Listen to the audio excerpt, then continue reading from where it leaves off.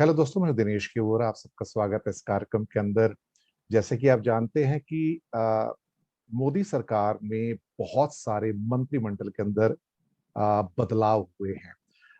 कुछ मंत्रियों को ड्रॉप कर दिया गया है और कुछ नए मंत्री लिए गए हैं। बहुत सारे टेक्नोक्रेट्स भी हैं जो कि शायद आईएएस अफसर्स भी रह चुके हैं। अलग अलग क्या कह सकते हैं कि प्रदेशों से लोग लिए गए हैं, एक्सपर्ट्स लिए गए हैं। एक भारी बदलाव हुआ है मंत्रिमंडल के अंदर। ये छोटा, इसको एक माइनर चेंज नहीं कहा जा सकता, ये मेजर ओवरहॉल है। इसी विषय के ऊपर आज हमसे अब बात करने के लिए मौजूद हैं राजनीति शास्त्र के, अर्थशास्त्र के, विदेश नीति के विद्वान, एमएस यूनिवर्सिटी के पॉलिटिकल साइंस के एचओडी श्री अमित ढोलकिया जी। स्वागत है सर आपका। बहुत बड़े बदलाव कर दिए मोदी जी ने तो, और ये तो पूरा ही ओवरहॉल हो गया। और कई तो उसमें जो ड्रॉप हुए हैं, भारी भरकम नाम है उसके अंदर। रविशंकर प्रसाद, प्रकाश जावड़ेकर, हेल्थ मिनिस्टर भी चले गए, हर्षवर्धन भी, और कई नए चेहरे आए हैं। तो थोड़ा सा बताइएगा दर्शकों को सर, ये इतने बड़े बदलाव एकदम से कैसे इनकी जरूरत आन पड़ी? जो सोच रहे थे छोटा बदलाव होगा, लेकिन ये तो पूरा सिस्टम ही ओवरहॉल हो गया है। पहली टिप्पणी सर। आपकी बात बहुत सही है। वैसे कैबिनेट रिशफल होते रहते हैं, लेकिन मोदी जी की जो पहली टर्म थी उसमें उन्होंने बहुत बड़ा रिशफल करने का रिस्क नहीं लिया था। दूसरी टर्म में लगभग 2 साल के बाद, और जब 3 और साल उनके बाकी है कार्यकाल के, तब उन्होंने एक बहुत बड़ा परिवर्तन अपनी टीम में किया है। जी। एक तरह से जो 12 मिनिस्टर्स के रेजिग्नेशंस लिए गए हैं, वो एक पहले जब कामराज प्लान था इंदिरा जी के समय, उसकी कहीं याद दिला रहा है। और बड़े बड़े कैबिनेट मिनिस्टर से रेजिग्नेशंस ले लेना, मुझे लगता है कि ये दिखा रहा है कि पार्टी के अंदर अभी श्री नरेंद्र मोदी और अमित शाह का प्रभुत्व लगभग संपूर्ण है। ये खासतौर से रविशंकर प्रसाद का जाना, प्रकाश जावड़ेकर का जाना, एक बार तो हर्षवर्धन हेल्थ मिनिस्टर से लग रहा था शायद जा सकते हैं, लेकिन इन दो नामों का जाना तो अचानक से, it was like a bomb shell. ये हुआ कैसे है? ये क्या हो रहा है सर? ये और इतने सारे कैबिनेट मिनिस्टर्स का रेजिग्नेशंस लिया जाए और कोई डिसेंट ना हो, कहीं से कोई चूचा ना हो, हाँ। ये बहुत बड़ी बात है। भारतीय राजनीति में ये बहुत बड़ी बात है। कोएलिशन राजनीति में वो भी सिर्फ उन्होंने अपने मिनिस्टर्स का रेजिग्नेशन नहीं दिया, पर चिराग पासवान ने भी जो बताया था कि अगर आपने मेरे चाचा को लिया तो मैं निकल जाऊं, उन्होंने केयर नहीं किया कि जिसको जो करना है करो। वो जो एक होता है ना कि now I am fully in charge. You see, ये जो कैबिनेट रिशफल ने बात बाहर लाई है वो ये है कि नरेंद्र मोदी और अमित शाह का जो कॉम्बिनेशन है, which is fully in charge now of the process of running this government. और कल की जो स्वेयरिंग इन सेरेमनी थी नए मंत्रियों की, उसमें भी ये बॉडी लैंग्वेज से थी, ये बात बहुत स्पष्ट दिख रही। अभी ये कैबिनेट रिशफल की जो बारीकी है, वो उसको हम कैसे उसका अर्थघटन कर सकते हैं, ये भी एक महत्व का प्रश्न है। इसमें 2-3 बात बहुत स्पष्ट आई कि एक तो अगले साल जहां चुनाव होने वाले हैं, वो राज्यों को ध्यान में रखते हुए नरेंद्र भाई ने कुछ विशेष व्यक्तियों को प्रमोट किया है या तो नए रूप से ले आए हैं। उत्तर प्रदेश से काफी लोग लिए उत्तर गए। प्रदेश से काफी लोग आए हैं, और 7 आदमी हैं।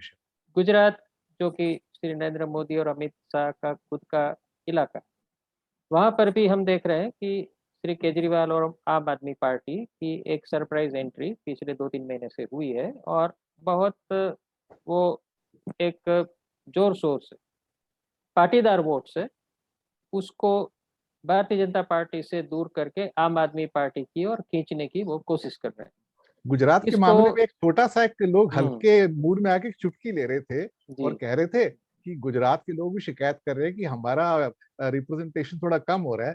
उन्होंने कहा कि भाई नंबर 1 नंबर 2 दोनों तो आप लेके बैठे, और कितना भारी रिप्रेजेंटेशन आपको चाहिए भला? तो ये थोड़े हल्के अंदाज में जी चल रहा जी, था सही मजाक बात वहां है, पर। सही बात है। तो श्री मनसुख मांडविया और परसोत्तम रुपाला, ये जी। दोनों पाटीदार नेता है। एक लेहुआ पाटीदार है, दूसरा कड़वा पाटीदार। दोनों को मिनिस्टर ऑफ स्टेट से कैबिनेट मिनिस्टर का दर्जा देना और श्री मनसुख मांडविया को तो इम्पोर्टेंट मिनिस्ट्री मिली है, हेल्थ हेल्थ मिनिस्ट्री दे और दिया केमिकल है। और फर्टिलाइजर्स की। जी हाँ। तो इसके पीछे गुजरात में 2022 में जो चुनाव आने वाले हैं, उसमें पाटीदार वोट्स बीजेपी के हाथ से निकल ना जाए, ये भी एक चाल मुझे लग रही है।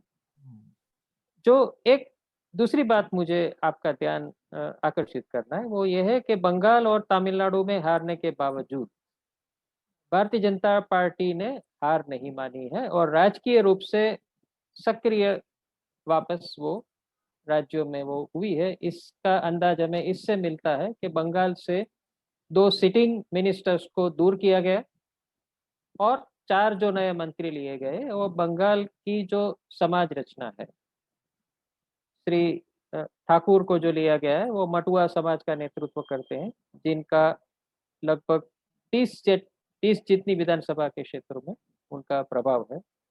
तो जो मटुआ समुदाय है, राजवंशी समुदाय है, जो बहुत ही कम उम्र के श्री नीतीश प्रामाणिक को लिया गया है और उसी तरह से 2 और मिनिस्टर्स को भी लिया गया है वहाँ के ट्राइबल वगैरह एरिया से। तो दिखा रहा है कि बंगाल हारने के बावजूद भारतीय जनता पार्टी 2024 के जो चुनाव है बंगाल में लोकसभा के, उसमें वो काफी अच्छी सफलता हासिल करने की नेम रखती है। बिल्कुल। तमिलनाडु में श्री मुरुगन को जो लिया गया है, वो भी यही मंशा दिखा रहा है कि पहले डीएमके जीता है, लेकिन हमने अपनी हार नहीं मानी है और हम वापस सक्रिय होके तमिलनाडु में भी अपने कदम आगे बढ़ाएंगे। वैसे भी राजनीति में दर्शक मित्रों को फाइनल डिफीट और फाइनल विक्ट्री नहीं होती है, बस ये ट्रांजिशन फेज है, आती रहेंगी जाती रहेगी। लेकिन ये इसमें अ, इतने भारी भरकम फेर बदलाव की अपेक्षा तो नहीं की थी हम लोगों ने, देखा जाए तो। नहीं, यही कहीं ना कहीं श्री नरेंद्र मोदी की राजनीति का ये एक लक्षण रहा है कि उनको शॉक एंड पढ़ना ऑ, यू सी पढ़ना शॉक एंड आसान ऑ नहीं है। करना। उनको पढ़ना आसान नहीं है कि नहीं, वो सही। लास्ट मोमेंट तक क्या करते हैं। Is very secretive what's going yes, to yes. Happen. ये उनका खास तौर जी, से एक जी, जरूरी एक स्ट्रेटजी रही है, मैंने देखा है, एक्सट्रीमली जी। सीक्रेटिव। हो सकता है अमित शाह को मालूम होता होगा, जो उनके नंबर 2 के डेप्यूटी हैं। लेकिन रविशंकर प्रसाद का जाना, सर इसके ऊपर क्या वो कहें। एक बहुत ही सरप्राइजिंग रहा मेरे हिसाब से। इसमें परफॉर्मेंस रिलेटेड शायद कोई इश्यू नहीं था, कहना मुश्किल है, ये मेरा सिर्फ आकलन है, इसके पीछे मेरे पास कोई ठोस सबूत नहीं है। लेकिन पिछले 2-3 महीनों से जो सोशल मीडिया की इंटरनेशनल कंपनीज के साथ उनका जो एक रोज का वाद विवाद चल रहा था, जी। ट्विटर, फेसबुक दोनों के साथ, शायद उसे खत्म ट्विटर और करने की फेसबुक कोशिश है। दोनों के बड़े बड़े अधिकारियों के रेजिग्नेशंस भी पड़े इन वजह से। हो सकता है कि आज के समय में कि जब सोशल मीडिया की आवश्यकता राजकीय नेताओं को बहुत ज़्यादा है अपने प्रभाव को आगे बढ़ाने के लिए, तब इस तरह की कन्फ्रंटेशन इस एटीट्यूड अवॉइड करे, इस तरह के हम्म मिनिस्टर की सरकार को ज़रूरत लगी हो। और श्री रविशंकर प्रसाद अपनी व्यक्तित्व में शायद ये कर पाए, ऐसा उनको ना लगा। हम्म। हो सकता है ये एक रीज़न हम कह सकते हैं। वैसे मोदी जी को ज्यादा इंटरेक्शन भी पसंद नहीं है शायद। हुँ, हो सकता है कि कुछ मिनिस्टर्स का ओवर इंटरेक्शन प्रेस के साथ भी उन्हें शायद जी, पसंद ना आया। जी, जी, अच्छा, ये अभी जो नए सारे चेंजेस आए हैं, टेक्नोक्रेट्स बहुत सारे आए हैं, आईएएस ऑफिसर भी आए हैं, किस किस्म के आप एक गुणात्मक परिवर्तन, क्वालिटेटिव परिवर्तन की आप उम्मीद कर सकते हैं आने वाले सालों में। क्या क्या आपको लगता है क्या चेंज हो सकता है। आने वाला समय मुझे लगता है कि बताएगा कि मानो कि पीयूष गोयल को रेलवे मंत्रालय से हटाया गया है, तो उससे रेलवे की परफॉर्मेंस सुधरेगी या नीचे वो जाएगी, भी बहुत ये कहना आश्चर्यजनक मुश्किल है। रिमूवल है, देखा जाए तो ये भी एक तरह से धर्मेंद्र प्रधान भी अच्छा काम कर रहे थे पेट्रोलियम मिनिस्ट्री में, लेकिन उनको भी हटाया गया है और एजुकेशन शिक्षा पे में लाया डाला गया गया है। है। हाँ। तो ये सब बदलाव से कितना फायदा होगा, कितना परफॉर्मेंस नीचे जाएगा, ये आने वाला समय ही बताएगा। लेकिन एक चीज तो दिख रही है कि जैसा आपने भी कहा कि थोड़े लो प्रोफाइल रहे ऐसे पॉलिटिशियंस को ज्यादा प्रमोशन मिला है, एक ऐसे चीज, पॉलिटिशियंस की तुलना में कि जो थोड़े ज्यादा बोलते हो या तो ज्यादा अपने आप को पब्लिक लाइफ में प्रोजेक्ट कर रहे हो। एक प्रश्न और भी उठ रहा है जो टीवी चैनल्स के ऊपर चर्चा का विषय बना हुआ है कि क्या कुछ सत्ता का थोड़ा सा विकेंद्रीकरण होगा, या केंद्रीकरण की जो नीति चल रही है थोड़ी वैसी रहेगी कि प्रधानमंत्री जी की इच्छा के बिना तो पत्ता भी नहीं हिलता है? इसमें क्या कुछ छोटा मोटा बदलाव होगा क्या कहीं? संभावनाएं दिख नहीं रही है, बल्कि ये पूरा जो रिशफल है वो दिखा रहा है कि PMO, prime minister's office, has got more strength. Hmm. तो मात्र प्राइम मिनिस्टर ऑफिस नहीं, मैं तो मानता हूँ कि पक्ष पर भी जो नियंत्रण है, सरकार तो एक है, लेकिन भारतीय जनता पार्टी और राष्ट्रीय स्वयंसेवक संघ, ये जो दूसरे जो दो बड़े संगठन है सरकार के साथ जुड़े हुए, उनके साथ सलाह मशवरा करे बगैर ये कदम भी नहीं उठाया गया होगा। और हम जानते हैं कि बहुत सारी सीक्रेट मीटिंग्स पिछले कई हफ्तों से हो भी रही थी राष्ट्रीय स्वयंसेवक संघ के उच्चतर पदाधिकारी और अमित शाह और नरेंद्र मोदी के बीच में। तो कहीं 2024 की जो इलेक्शन है वो, और एक्चुअली उस इलेक्शन के तैयारी बाद तो आने 2022 वाला की जो है। नेतृत्व है वो, आई मीन 24 और 29 का जो नेतृत्व है वो सबको ध्यान में रखते हुए ये ताश खेला गया है। 2022 की तैयारी पहले है, अभी तो सेमीफाइनल सामने खड़ा है उत्तर प्रदेश का 6 महीने में। तो सही बात। शायद वो एक पृष्ठभूमि बनेगा, और बदलाव भी शायद उसी कारण से हुए हों। मुझे लगता है कि हुँ, उत्तर प्रदेश का जाना अगर कहीं चला गया तो बहुत समस्या पैदा सही कर बात, देगा। सही बात। बड़ा स्टेट है। जी, तो इस विषय के ऊपर हम और भी बात करेंगे आपसे आने वाले एपिसोड्स के अंदर। और फिलहाल तो बड़ा परिवर्तन हुआ है। अब इसके रिजल्ट कैसे होंगे, फिलहाल तो हम सभी लोग अपनी फिंगर्स को क्रॉस करके रखेंगे, और कोई भी उसके ऊपर जजमेंट नहीं देंगे, कोई डिसीजन नहीं देंगे।